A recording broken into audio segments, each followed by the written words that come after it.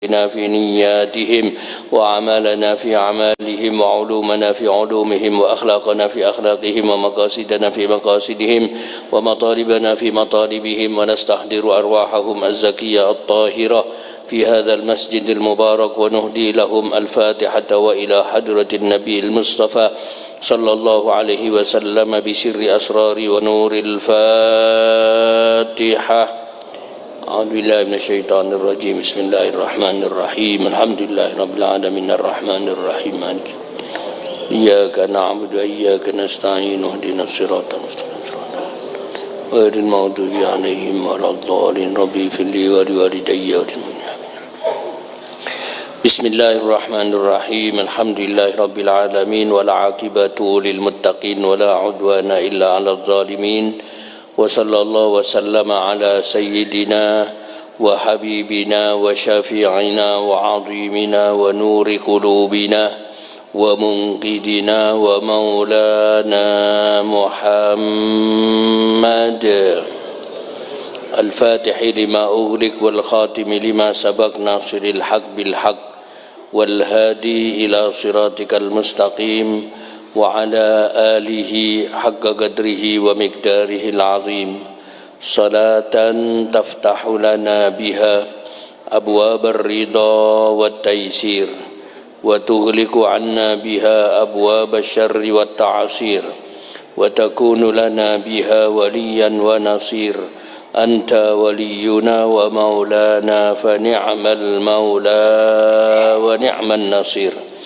Amma ba'du ma'asyiral hadirin wal hadirat, bapak-bapak, ibu-ibu serta saudara-saudara sekalian yang mudah-mudahan kita semuanya senantiasa dirahmati dan diberkati oleh Allah Subhanahu wa taala. Seperti biasa, sebelum kita melanjutkan ngaji kita malam hari ini di dalam kitab Mafahim Yajibu an tusahhah, pemahaman-pemahaman yang harus diluruskan, karya Imam Ahli Sunnah wal Jamaah abad ini, Al-Habib Abuya Muhammad Alawi Al-Maliki rahimahullah wa radiya anhu wa ardah. Maka terlebih dahulu mari kita lakukan nazar i'tikaf di masjid yang kita cintai ini, teriring harapan dan doa. Mudah-mudahan pahala ngaji kita disempurnakan oleh Allah Subhanahu wa taala. Dan kita berharap sekecil apapun ibadah yang kita lakukan saat ini, mulai daripada ibadah i'tikaf kita, taklim kita, silaturahim kita, menghidupkan kita antara maghrib dan isya, menunggu waktu datangnya salat isya dan yang lain-lainnya, kita mohon kepada Allah mudah-mudahan pahala semuanya diberikan kepada orang tua kita. Orang tua kita yang masih hidup mudah-mudahan diberikan sehat walafiat, panjang umur. Orang tua kita yang sudah meninggal dunia mudah-mudahan mendapatkan pengampunan dan kasih sayang Allah, serta Allah jadikan makam-makam beliau adalah raudhatan min riyadil jinan, taman dari taman-taman surga. Mudah-mudahan saat ini sudah dirasakan oleh beliau-beliau orang tua kita. Amin ya rabbal alamin. Bismillahirrahmanirrahim. Nadartul i'tikaf fi hadzal masjid muddata iqamati fihi lillahi ta'ala. Sekarang sama-sama kita niat melaksanakan nazar i'tikaf yang baru kita ucapkan dalam hati kita masing-masing. Mudah-mudahan kesemuanya diterima dan diridhai oleh Allah Subhanahu wa taala. Amin ya rabbal alamin. Bapak Ibu dan saudara-saudara sekalian, kajian kita di dalam kitab Mafahim Yajibu an tusahhah ini masuk pada judul yang baru, innahu la yustaghasu bi. Salah satu hadis yang berjudul innahu la yustaghasu bi, yang artinya bisa panjenengan lihat di dalam terjemahannya, sesungguhnya saya bukanlah tempat untuk memohon. Bapak, Ibu, dan saudara-saudara sekalian, kitab yang kita kaji setiap malam Senin ini adalah bagi kita yang berfahamkan ahlu sunnah wal jamaah adalah merupakan tameng sekaligus benteng dari pemahaman-pemahaman kita selaku warga ahlu sunnah wal jamaah, sehingga apapun yang kita lakukan dari amaliyah-amaliyah yang biasa kita lakukan, dan itu kita teruskan dari orang tua kita, dari guru-guru kita, semuanya adalah berdasarkan Quran, hadis, dan pendapat para ulama-ulama kita terdahulu, dan semuanya sudah dikupas tuntas di dalam kitab ini. Sehingga bagi kita bahwa kitab Mafahim Yajibu Antusaha ini adalah merupakan benteng kekuatan kita di dalam melaksanakan faham-faham ahlus sunnah wal jamaah. Apapun tuduhan-tuduhan daripada orang-orang yang tidak sefaham dengan kita, dari mereka orang-orang yang berfahamkan dengan faham-faham lain, bagi kita kitab ini adalah sudah merupakan jawaban tuntas untuk mereka. Sedangkan bagi mereka orang-orang yang tidak sefaham dengan kita, yang seringkali menuduh kita dengan tuduhan-tuduhan yang tidak benar, yang seringkali mereka berargumen dengan hanya satu hadis saja, yaitu hadis kullu bid'atin dolalah wa kullu dolalatin finnar. Bagi mereka kitab ini adalah merupakan kitab yang khurafat, kitab yang sesat. Maka jangan heran kalau panjenengan buka YouTube, kemudian ada seorang yang tidak sefaham dengan kita, bahkan ustadznya mereka, yang mengatakan bahwa kitab Mafahim Yajibu Antusaha ini adalah merupakan kitab yang penuh berisikan khurafat, syirik, dan seterusnya. Ya, karena mereka tidak bisa menjawab setelah semuanya dikupas tuntas di dalam kitab ini, dari amaliyah-amaliyah yang biasa kita lakukan atau yang sudah dilakukan oleh orang tua kita. Ya, contoh seperti kita bertabarruk, ngalap barokah, ini sudah biasa dilakukan sejak zaman dulu orang tua kita. Dan kalau kita mencari dasar daripada at-tabarruk itu sendiri, ternyata sudah dijawab tuntas dalam kitab ini. Contoh lagi, tawassul, berdoa kepada Allah Subhanahu wa taala melalui orang-orang yang dekat dengan Allah Subhanahu wa taala, terutama adalah Kanjeng Nabi Muhammad sallallahu alaihi wasallam. Ya, dan yang biasa kita lakukan, maka semuanya sudah terjawab dalam kitab ini. Di antaranya lagi adalah syafaat. Bagi kita tidak ada syafaat yang melebihi syafaatnya Kanjeng Nabi Muhammad sallallahu alaihi wasallam, sekaligus syafaat yang akan dibawa oleh para ulama-ulama, syafaat yang dibawa oleh para syuhada. Mereka menganggap bahwa tidak ada yang bisa memberikan syafaat dan tidak ada syafaat itu. Bagi mereka para ulama, semuanya dijawab tuntas dalam kitab ini.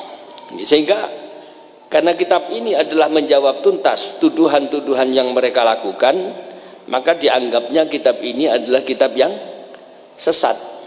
Ya, karena mereka tidak bisa lagi berbicara, menuduh yang macam-macam.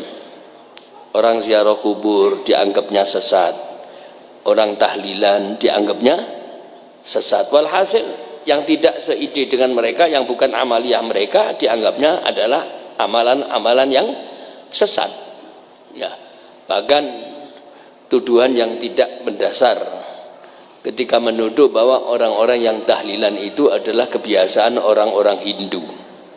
Orang Hindu itu tidak baca la ilaha illallah. Kalau ada orang Hindu baca la ilaha illallah berarti dia masuk Islam. Masuk ada orang baca la ilaha illallah keluar dari Islam? Tidak masuk akal kan? Ya. Oh, ini orang jamaah tahlil ini keluar dari Islam. Loh, orang yang kafir baca la ilaha illallah itu justru dia menjadi Islam. Masa ada orang tahlilan baca la ilaha illallah keluar dari Islam? Ya, logika yang nggak masuk akal ini. Paham ya? Nah, disinilah semuanya terjawab tuntas dalam kitab ini, karena ini jawaban-jawaban tuntas tentang faham akidah ahlu sunnah wal jamaah, benteng bagi kita semuanya. Maka mereka menuduh bahwa kitab ini adalah kitab yang sesat. Supaya apa? Supaya kita nggak deket-deket dengan kitab ini. Padahal kitab ini adalah merupakan senjata dalam penguatan akidah ahlu sunnah wal jamaah. Mudah-mudahan kita semua dijaga oleh Allah Subhanahu wa taala. Amin ya rabbal alamin. Ya, itu intinya. Nanti kita akan berbicara apapun yang terjadi di tengah-tengah kita, semua sudah dijawab tuntas dalam kitab ini. Oke. Judul yang sekarang ini adalah innahu la yustaghatsu bi. Sesungguhnya saya bukanlah tempat untuk memohon. Mungkin orang akan mengatakan, nah kalau begitu tidak boleh kita itu minta-minta kepada Rasulullah sallallahu alaihi wasallam. Ya, jangan dipotong. Lihat redaksi hadisnya, lihat asbabul wurudnya. Kalau di dalam Al-Qur'an itu ada asbabun nuzul, kalau di dalam hadis itu ada asbabul wurud. Apa sebabnya Kanjeng Nabi Muhammad sallallahu alaihi wasallam kok bersabda seperti itu? Kita langsung masuk dalam materi pengajiannya. Ja'a fil hadis, datang dalam sebuah hadis, annahu kana fi zamanin Nabi sallallahu alaihi wasallam munafiq yu'dil mu'minin. Bahwa sesungguhnya pada zaman Kanjeng Nabi Muhammad sallallahu alaihi wasallam itu ada orang yang munafik, dan kerjaannya dia itu mengganggu orang-orang mukmin. Ya sudah biasa, namanya saja orang munafik. Orang munafik itu dohirnya menampakkan bahwa dia adalah sebagai seorang Islam, tapi hatinya dia sangat memusuhi kepada Islam. Itu munafik. Ya, makanya Allah Subhanahu wa taala berfirman, innal munafiqina fid darqil asfali minan nar. Sesungguhnya orang-orang munafik itu ada di bagian paling bawah dari api neraka. Fid darqil asfal minan nar. Ya. Lah orang-orang munafik ini mereka menampakkan dohirnya sepertinya dia senang kepada Islam, tapi hakikatnya hati mereka itu sangat benci dan sangat memusuhi kepada Islam. Ya, kalau pada zaman Kanjeng Nabi saja sudah tampak orang-orang seperti itu, apalagi sekarang. Panjenengan kalau melihat orang-orang munafik ya gampang saja. Sekarang itu semuanya bisa dilihat, disaksikan di medsos. Di medsos, buka di YouTube. Wah, itu banyak itu munafik-munafik yang nuwun sewu, walaupun depannya itu dikasih label haji atau hajah. Haji atau hajah, ya kalau laki-laki haji, ya kalau perempuan hajah. Tapi masya Allah bencinya sama orang Islam dan bencinya sama Islam itu luar biasa. Ya, ini sudah terjadi sejak zaman dahulu, pada zaman Kanjeng Nabi Muhammad SAW. Yu'dil mu'minin, dan pekerjaan mereka itu adalah menyakiti orang-orang mukmin. Ya, menyakiti orang-orang mukmin. Sampai pada waktu terjadi perang Uhud, jumlah umat Islam yang akan ikut perang bersama Kanjeng Nabi itu 1000. Tetapi kemudian 300, kalau bahasa kita sekarang, diprovokasi. Ya, yang memprovokasi ya tentu adalah mereka, dia itu adalah orang munafik lagi.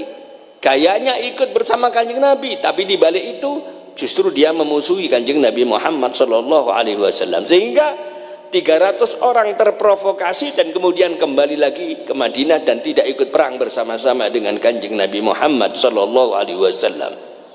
Rasul munafikin, pimpinan orang munafik pada waktu itu siapa namanya? Abdullah bin Ubay bin Salul. Namanya bagus ya, Abdullah. Abdullah kan bagus ya. Nama Islami itu Abdullah bin Ubay bin Salul. Ya. Tapi ternyata dia itu adalah pimpinan orang munafik, karena nama itu juga tidak menjamin. Kita masih ingat dulu ya, berapa tahun yang lalu itu ada seorang pelukis terkenal, namanya Basuki Abdullah. Masih ingat nggih? Waktu dia meninggal dunia, ternyata dia dikasih masukkan peti dan dikasih salib. Oh, Basuki Abdullah, namanya kan bagus. Orang nggak ngerti, dikiranya dia seorang muslim, ternyata bukan. Ya, lah ini orang-orang munafik zaman dahulu yang mengganggu Kanjeng Nabi dan yang memprovokasi sahabat-sahabat ini adalah namanya Abdullah bin Ubay bin Salul. Terpengaruh 300 orang sehingga mereka pulang, tinggal 700. Kerjaannya apa orang munafik ini? Yu'dil mu'minin, mengganggu orang-orang mukmin. Dan ini yang biasa diterima oleh Kanjeng Nabi Muhammad sallallahu alaihi wasallam serta para sahabat-sahabat Rasulullah sallallahu alaihi wasallam. Di Madinah terutama itu paling banyak orang-orang munafik. Sampai ketika Kanjeng Nabi Muhammad sallallahu alaihi wasallam berangkat ke masjid setiap waktu subuh, beliau itu kalau ke masjid itu agak jenjit-jenjit. Ya, agak jenjit-jenjit. Ya. Kenapa? Karena ada duri-duri, kerikil-kerikil yang diletakkan oleh orang Yahudi yang menampakkan dirinya sebagai orang Islam, kayaknya orang Yahudi, orang munafik. Walhasil bersatu di dalam mengganggu Kanjeng Nabi Muhammad sallallahu alaihi wasallam. Apa yang terjadi? Suatu hari kerikil ini tidak ada. Ya, kerikil tidak ada. Karena kerikil ini tidak ada, ya Rasulullah tahu bahwa yang naruh ini dia sudah dalam keadaan sakit. Coba kalau kita diganggu orang, dikasih kerikil, dikasih ya duri-duri di jalan kita, kemudian suatu hari yang ngasih itu sakit, ya apa kira-kira kalau kita? Nun, kau apa muka kapan nun? Muka-muka ndang. Ya kan, kompak kan jawabannya. Tapi tidak demikian dengan Kanjeng Nabi Muhammad SAW. Disambangi malahan sama Kanjeng Nabi. Coba nemu ndak kira-kira orang sehebat beliau? Sudah ganggu loh, malah disambangi sama Rasulullah SAW. Waktu disambangi kaget, ya Muhammad, apa engkau tidak tahu bahwa aku yang biasa naruh kerikil-kerikil tajam di perjalananmu menuju ke masjid? Rasulullah SAW menjawab, sungguh aku sangat tahu kalau kebiasaanmu itu memang menaruh kerikil-kerikil tajam di jalanku menuju masjid, tapi hari ini tidak ada, maka saya yakin kamu dalam keadaan sakit, maka nukon tak sambangi. Subhanallah, melihat akhlaknya kayak ini, melihat akhlaknya Rasulullah SAW seperti ini, spontan dia mengatakan asyhadu an la ilaha illallah wa annaka Rasulullah.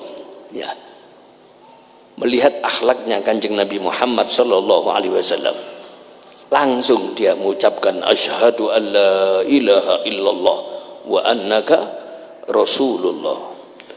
Dan ini sering terjadi di kalangan para sahabat-sahabat Rasulullah sallallahu alaihi wasallam. Ya, ada satu kitab yang berjudul Anisul Mu'minin min Qasasis Shalihin. Anis itu artinya ketenangan bagi orang-orang mukmin ketika mereka mendengarkan kisah-kisahnya orang-orang soleh. Ya, jadi ketika kita telinga, kita mendengarkan kisah-kisahnya orang soleh, itu nikmat sekali. Kenapa? Karena kisah-kisah orang soleh ini adalah merupakan tentara yang dikirimkan oleh Allah Subhanahu Wa Taala di hati setiap orang, di mana ketika mereka itu mendengarkan kisah kita tersebut, maka hati mereka menjadi tenang. Ya. Dan ini diawali oleh kisah-kisah para nabi-nabi terdahulu kepada Kanjeng Nabi Muhammad sallallahu alaihi wasallam. Allah Subhanahu wa taala berfirman, wa kullan naqussu 'alaika min amba'ir rusuli ma nusabbitu bihi fuadak wa ja'aka fi hadhil haqq wa mau'izatan wa dzikra lil mu'minin. Wa kullan naqussu 'alaika min amba'ir rusul, dan setiap cerita-cerita nabi-nabi terdahulu aku ceritakan kepada engkau wahai Nabi Muhammad sallallahu alaihi wasallam. Allahumma shalli ala Muhammad. Untuk apa? Manusabbitu bihi fuadak, supaya hatimu, aku semakin memantapkan hatimu, menetapkan hatimu. Wa ja'aka fi hadhil haqq, dan yang datang kepada engkau dari cerita nabi-nabi terdahulu itu adalah benar adanya. Wa mau'izah, dan sebagai mau'izah, nasihat. Ya. Wa dzikra lil mu'minin, dan peringatan bagi orang-orang mukmin. Maka Rasulullah SAW diceritakan kepada beliau oleh Allah keberadaan nabi-nabi yang terdahulu. Supaya apa? Rasulullah tambah mantap sebagai peringatan dan pelajaran. Pertanyaannya, manakah yang lebih mementingkan? Manakah yang lebih penting? Manakah yang lebih memerlukan? Apakah Kanjeng Nabi Muhammad SAW memerlukan cerita nabi-nabi terdahulu, padahal Kanjeng Nabi itu adalah imamnya para nabi dan para rasul? Ataukah kita justru sangat memerlukan kisah-kisah tentang kemuliaan Kanjeng Nabi Muhammad SAW?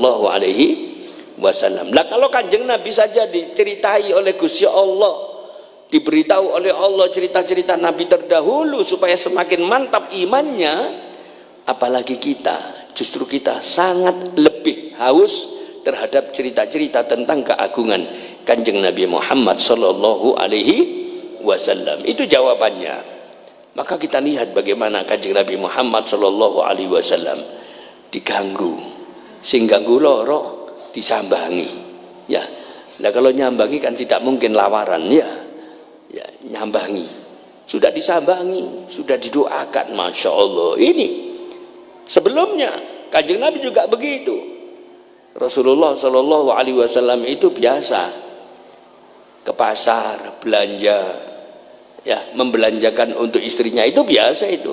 Dan itu kita dapatkan para ulama-ulama tua kita, para habaib-habaib kita yang sepuh-sepuh. Saya itu masih mendapati, ya, saya masih mendapati itu. Para habaib-habaib kita yang sepuh-sepuh, diantaranya Habib Abdurrahman bin Muhammad Al-Haddad rahimahullah, itu saya masih ingat ketemu dengan beliau ketika beliau itu belonjo dan bawa pulang, ya, belonjo bawa pulang, ya. Habib kita yang saat ini sesepuh kita Habib Bakir, itu saya masih ingat beliau belonjo hafizahullah, mudah-mudahan beliau terus sehat walafiat, ya. Dan itu yang dicontoh siapa? Kanjeng Nabi Muhammad Sallallahu Alaihi Wasallam, ya. Karena Rasulullah SAW itu yang ditiru. Banyak sekali yang dilakukan oleh para ulama-ulama salaf-salaf kita, ya. Termasuk diantara Kiai Hamid Pasuruan rahimahullah. Saya dapat cerita Kiai Hamid itu kalau pulang pengajian, ya, kalau pulang pengajian, itu beliau ini sama Bu Nyai pulang mesti ditanya, diberkati katanya, ya, diberkati. Loh, wong pengajian nang masjid kok ambil berkat? Ya pokoknya pengajian mulai kudu nggawa berkat, ya, itu Bu Nyai dulu. Apa maneh Bu Nyai saiki ya tambah. Aja sampai ono berkat menggo. Ya, itu diberkati, itu biasa itu. Begitu pulang diberkati. Ndak ono berkati wong pengajian nang masjid kok ono berkati. Wis pokoknya pengajian kudu ono berkati. Lho, saking Masya Allahnya orang-orang dulu dengan keluarga, saking hebatnya mereka dengan keluarga, kalau nggak bawa berkat, menggok dulu ke pasar beli pisang, ya, ini berkati yai, iki gedang sak jengke, ya. Besok kalau nggak ada berkat, ya beli pisang lagi. Lho, mosok bedino berkati gedang, ya pokoknya aku berkati, ya. Subhanallah, orang-orang dahulu, ya, luar biasa. Kanjeng Nabi pun juga begitu. Itu yang ditiru Rasulullah SAW. Belanja Kanjeng Nabi, ya, jangan dikira Kanjeng Nabi tidak belanja. Makanya panjenengan semua kalau dimintai tolong belanja sama keluarga, ojo bantah ngawur, itu penggaweane wong wedok, jangan, ya. Kanjeng Nabi belanja, mali hadzal rasul, ini nabi model apa ini kok jalan-jalan masuk pasar? Itu sudah diterangkan dan itu dikecam oleh orang-orang dahulu. Tapi Kanjeng Nabi tetap luar biasa. Pulang dari pasar, ada orang perempuan tua. Coba kita lihat akhlaknya Kanjeng Nabi ya. Ada perempuan tua. Begitu pulang dari pasar, ada seorang perempuan tua. Kemudian perempuan tua ini minta tolong, anak muda, tolong angkatkan belanjaanku ini ke pundakku. Ya, angkatkan ke pundakku. Maksudnya mau disuwun lah kalau bahasa kita sekarang ya. Tapi Rasulullah SAW dengan akhlak yang mulia itu tidak diangkatkan ke pundaknya. Justru beliau tanya, ibu rumahnya di mana? Ya kira-kira dari pasar ini 200 meter. Ya sudah, saya bawakan. Coba ini akhlaknya ini. Ketemu anak dom seperti ini sekarang kira-kira. Ya, anak muda tolong angkat no. Sik bu, repot. Kan gitu kan kalau sekarang ya. Kanjeng Nabi tidak malah dibawakan. Begitu dibawakan, apa kata ibu yang sudah agak tua ini? Anak muda, hati-hati. Di Mekah ini ada seorang pemuda yang ngaku nabi. Ya, ngaku nabi, gendeng ibu. Mosok ngaku-ngaku nabi. Sudah kayak gitu dia melarang kita-kita ini menyembah apa yang sudah disembah oleh orang tua leluhur-leluhur kita. Tidak boleh kita nyembah berhala-berhala. Iku gendeng iku. Digawakno dilok-ilokno. Coba sampean misalnya dibawakan ya, terus sampean dilok-ilokno ya apa kira-kira? Insyaallah diuncalno kira-kira ya. Tapi tidak demikian dengan Kanjeng Nabi. Nggih, ya, nggih. Coba lihat akhlaknya Rasulullah SAW. Ya, kita lebih membutuhkan terhadap sejarah kemuliaannya Kanjeng Nabi daripada Nabi Muhammad SAW butuh kepada cerita-cerita nabi-nabi terdahulu. Faham maksudnya nggih? Nggih. Ya, nggih tok wis. Sudah sampai di rumahnya, Bu. Ketahuilah pemuda sing sampean ilok-ilokno saking nemeni lek ngilokno entek ngamek kurang golek sik kurang diutang-utangno tanggane saking nemene itu ya. Ketahuilah bahwa pemuda yang sampean kata-katai sampean caci maki itu adalah saya sing sampean ilok-ilokno iku aku, Bu. Kaget. Apa kata ibu ini? Asyhadu an la ilaha illallah wa annaka rasulullah. Langsung spontan dia itu membaca syahadat. Karena apa? Melihat akhlaknya Kanjeng Nabi Muhammad sallallahu alaihi wasallam. Kembali kepada bahasan kitab kita. Munafik yu'dil mu'minin. Orang munafik yang suka mengganggu kepada orang-orang mukmin. Ya sudah, ini pekerjaannya orang-orang munafik ya seperti itu. Kalau nggak ganggu orang mukmin ya tidak enak. Kalau nggak ganggu orang muslim ya tidak enak. Apakah gangguan itu lewat mulutnya, atau gangguan itu lewat tangannya, atau gangguan lewat yang lain-lainnya? Walhasil pokok suka ganggu. Faqala Abu Bakar As-Siddiq, maka berkata Sayyidina Abu Bakar As-Siddiq radhiyallahu anhu wa ardhah, qumu bina linastaghitha bi Rasulillah sallallahu alaihi wasallam min hadzal munafiq. Ayo kita sama-sama sekarang ya, yuk kita sama-sama sekarang menghadap kepada Kanjeng Nabi Muhammad sallallahu alaihi wasallam untuk kita minta tolong kepada beliau dari gangguan orang munafik ini. Ya, coba kita lihat bagaimana kedekatan para sahabat-sahabat dengan Rasulullah sallallahu alaihi wasallam. Ayo sekarang kita berangkat menuju kepada Kanjeng Nabi dan kita minta tolong kepada beliau. Ya, itu kata Sayyidina Abu Bakar As-Siddiq.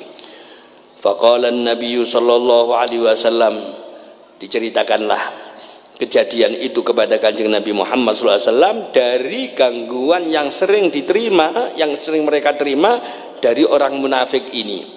Faqala an-nabiy sallallahu alaihi wasallam, maka Rasulullah sallallahu alaihi wasallam menjawab, innahu la yustaghasu bi innama yustaghasu billahi azza wa jalla. Rasulullah menjawab, sesungguhnya saya tidak bisa dijadikan tempat untuk memohon, hanya Allah yang menjadi tempat memohon. Nah, ini judul daripada hadis yang saat ini kita baca, dan ini asbabul wurudnya sudah jelas. Kemudian apa dibalik makna daripada hadis? Sesungguhnya saya bukan tempat untuk kalian memohon pertolongan, dan hanya saja yang dimintai pertolongan itu adalah hanya Gusti Allah. Ya, ini wa hadzal hadits qad yastadillu bihi man yaqulu biman il istighasa bihi sallallahu alaihi wasallam. Hadis ini, hadis yang kita baca saat ini, sesungguhnya aku bukan tempat untuk memohon, dan hanya saja apabila kalian memohon itu hanya kepada Gusti Allah. Hadis ini yang dibuat senjata oleh mereka orang-orang yang melarang untuk minta tolong kepada Rasulullah Shallallahu Alaihi Wasallam. Dengan diperluas pemahamannya, apabila minta tolong saja kepada Kanjeng Nabi Muhammad SAW itu tidak boleh, apalagi minta tolong kepada selain Kanjeng Nabi. Minta tolong kepada para ulama, minta tolong kepada para aulia, minta tolong kepada orang-orang yang mempunyai kedudukan makom yang tinggi, kedudukan yang mulia di sisi Allah Subhanahu wa taala. Dasarnya hadis ini. Paham nggih? Nah, nanti akan dijawab oleh pengarang kitab ini secara tuntas, nggih. Bahwa ketika mereka berdasarkan hadis ini melarang seseorang untuk minta tolong kepada Kanjeng Nabi, di mana ketika kita minta tolong kepada Rasulullah Shallallahu Alaihi Wasallam itu hakikatnya karena apa? Karena kedekatannya Kanjeng Nabi dengan Gusti Allah. Ya. Lah kalau Kanjeng Nabi tidak dekat dengan Allah Subhanahu wa taala, maka kita tidak akan minta tolong lewat Kanjeng Nabi. Justru karena kedekatan Kanjeng Nabi dengan Gusti Allah itulah. Supaya apa? Supaya permintaan kita, permohonan kita langsung cepat akan dikabulkan oleh Allah Subhanahu wa taala. Ya. Jawabannya nanti satu persatu akan dikoncei dasar hadisnya dan tujuannya serta apa makna di dalam hadis ini. Ya, ini baru mau dikoncei satu persatu, tapi waktunya sudah habis. Jadi dikonceinya nanti aja nih, malam Senin yang akan datang. Mudah-mudahan diberikan panjang umur, diberikan barokah umur, diberikan barokah rizki, sehat walafiat, istiqomah ibadah. Pahala ngaji kita malam hari ini mudah-mudahan diberikan oleh Allah kepada orang tua kita. Terutama juga ada yang minta barokah Fatihah, meninggal dunia Syarifah Fatimah binti Abdurrahman Ba'akil dari Bangil, mudah-mudahan mendapatkan kemuliaan di sisi Allah Subhanahu wa taala. Allah jadikan makam-makam beliau orang tua kita dan almarhumah ini sebagai raudhah min riyadil jinan. Barokah ngaji kita malam hari ini mudah-mudahan disampaikan kepada anak-anak kita oleh Allah Subhanahu wa taala, sehingga anak-anak kita menjadi anak-anak yang soleh solihah. Yang sakit mudah-mudahan segera diberikan kesembuhan oleh Allah Subhanahu wa taala, dan kita semua tetap diberikan sehat istiqomah. Dan mudah-mudahan Allah akhiri hidup kita dalam keadaan husnul khotimah. Ya Allah biha, ya Allah biha, ya Allah bi husnil khotimah. Ya Allah biha, ya Allah biha, ya Allah bi husnil khotimah.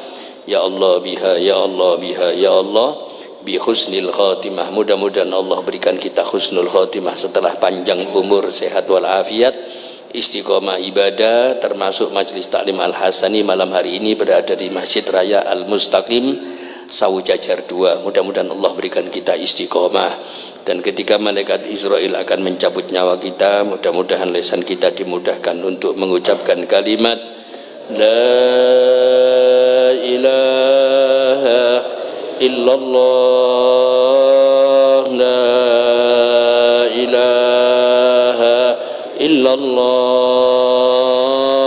la ilaha illallah, Muhammadur Rasulullah صلى الله عليه وسلم كلمة حق عليها نحيا وعليها نموت وعليها نبعث إن شاء الله تعالى من الآمنين. الفاتحة.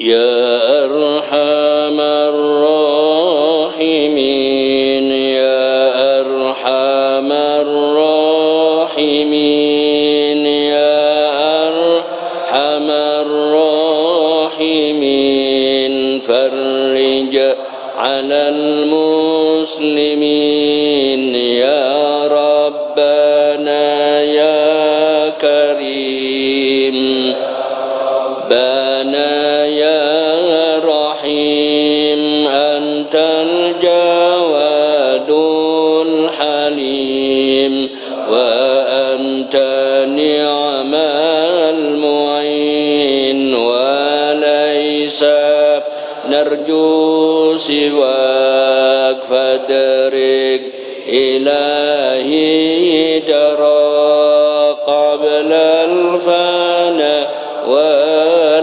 والهلاك يعم دنيا ودين وما لنا ربنا سواك يا حسبنا يا ذا العلا والغنى ويا قوي يا متين نسألك وليقيم العدل كي نستقيم على هداك القويم ولا نطيع اللعين يا ربنا يا مجيب أنت السميع القريب الضاق الواسع الرحيب فانظر إلى المؤمنين نظرا تزيل العناء عنا وتدني المنى منا وكل الهنا نعطاه لحين سالك بجاه الجدود ولي يقيم الحدود عنا ويكفي الحسود ويدفع الظالمين يزيل للمنكرات يقيم للصلوات يأمر بالصالحات محب للصالحين يزيح كل الحرام يقهر كل الطغام يعدل بين الأنام أمين الخائفين ربي غيث عام نافع مبارك دوام يدوم في كل عام على ممر السنين ربي حين شاكرين وتوفنا مسلمين نبعث من الآمنين في زمرة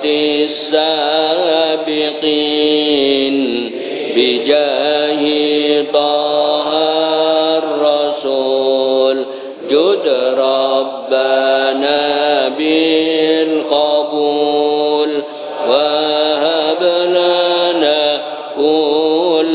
rasul rabbis tajib li amin ataka rabbi jazil wa kullu fi'lik jamil wa fik amalna tawil fajud ala tami'in ya rabbi taqal khinak min fi'li ma la yutaq famnun liman bidambi rahin wafir likulli dhunub wastur likulli uyub wakshif likulli kurub wakfi adal mudhin واختم بأحسن ختام إذا دنا الانصرام وحان حين الحمام وزاد رشح الجبين ثم الصلاة والسلام على شفيع الأنام والآل نعم الكرام والصحب إن يا أرحم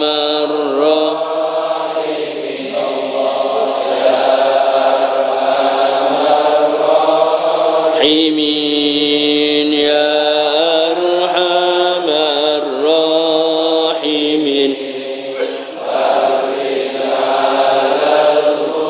سبحان ربك رب العزة عما يصفون وسلام على المرسلين والحمد لله رب العالمين. الفاتحة.